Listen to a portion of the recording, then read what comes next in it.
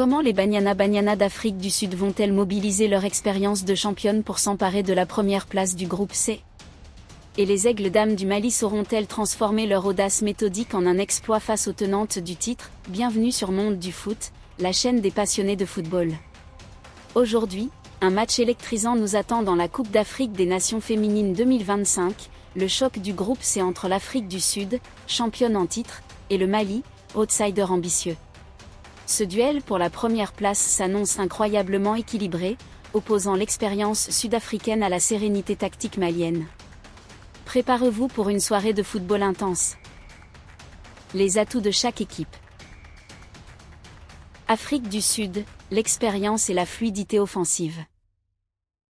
Les Banyana, championnes d'Afrique 2022, abordent ce match avec une confiance forgée par leur titre continental.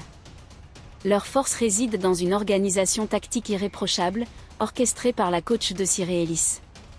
Leur parcours dans le groupe C illustre cette solidité, un nul de 1-1 contre la Tanzanie, maîtrisé avec intelligence, et une victoire convaincante par 2-0 face au Ghana.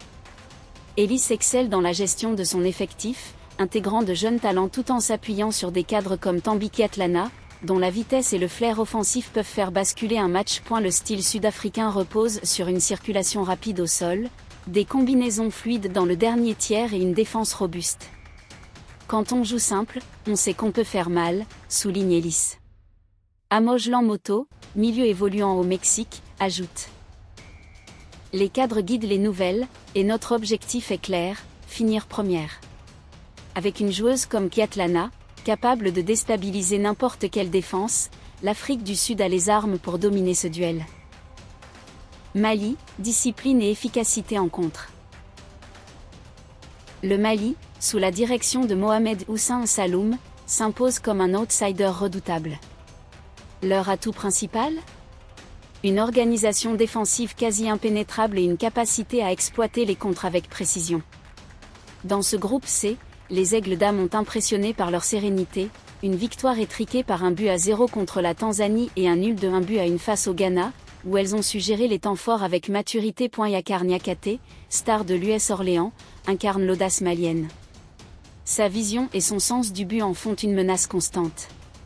On connaît notre valeur, et on va tout donner, assure-t-elle.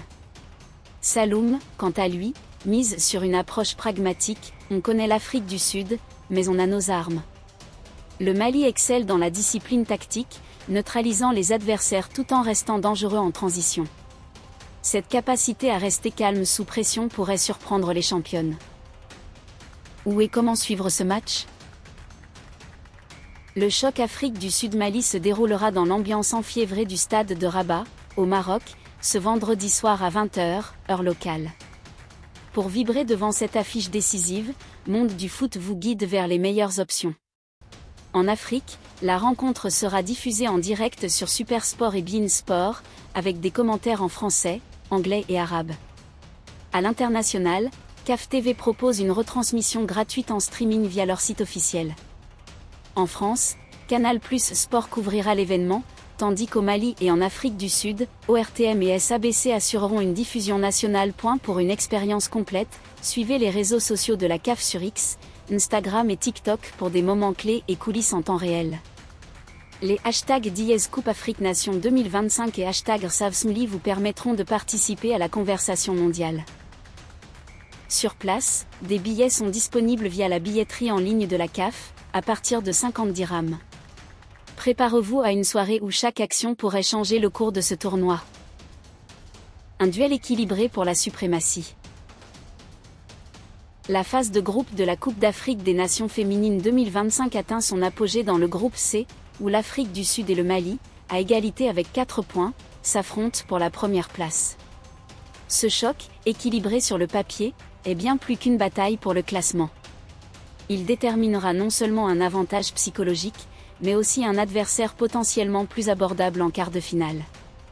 Dans un tournoi dominé par la Tunisie, ce match est une opportunité pour les deux équipes de marquer les esprits. Ce duel oppose deux philosophies, l'expérience et la fluidité sud-africaine contre la discipline et l'audace malienne.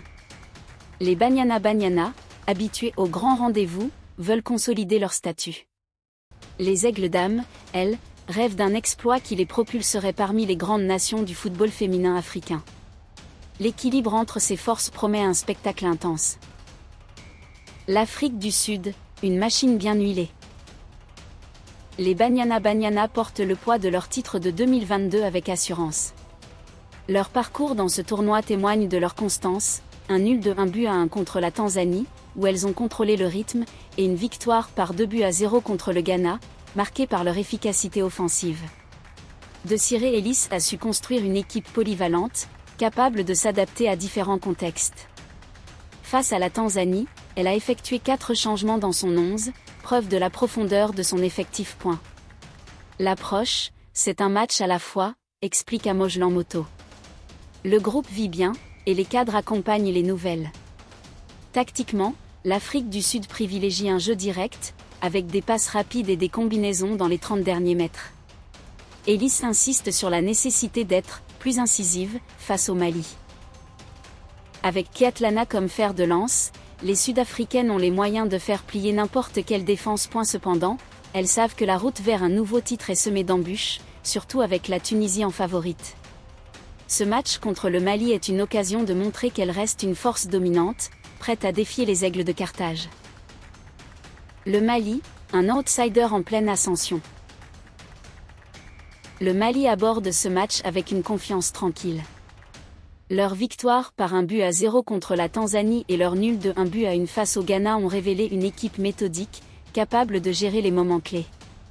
Mohamed Saloum a transformé les Aigles d'Am en une formation disciplinée, où chaque joueuse connaît son rôle. On connaît l'Afrique du Sud, mais on a nos armes, déclare-t-il. Personne n'attendait un nul entre la Tanzanie et les championnes. On va se battre. Yakar Niakate est le visage de cette ambition. Il n'y a pas de favori, affirme-t-elle. On est là pour montrer ce qu'on vaut. Le Mali excelle dans les transitions rapides, exploitant les espaces laissés par l'adversaire.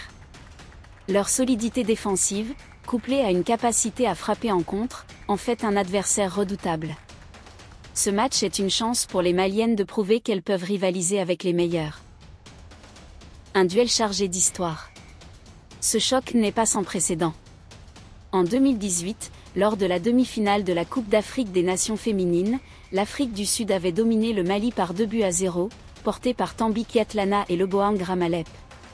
Ce revers reste ancré dans les mémoires maliennes, mais il sert aussi de carburant. Depuis, le Mali a progressé, gagnant en maturité et en ambition.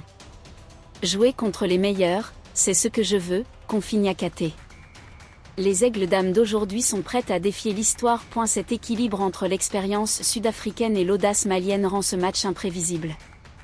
Les Banyana Banyana partent favorites sur le papier, mais le Mali a les moyens de créer la surprise.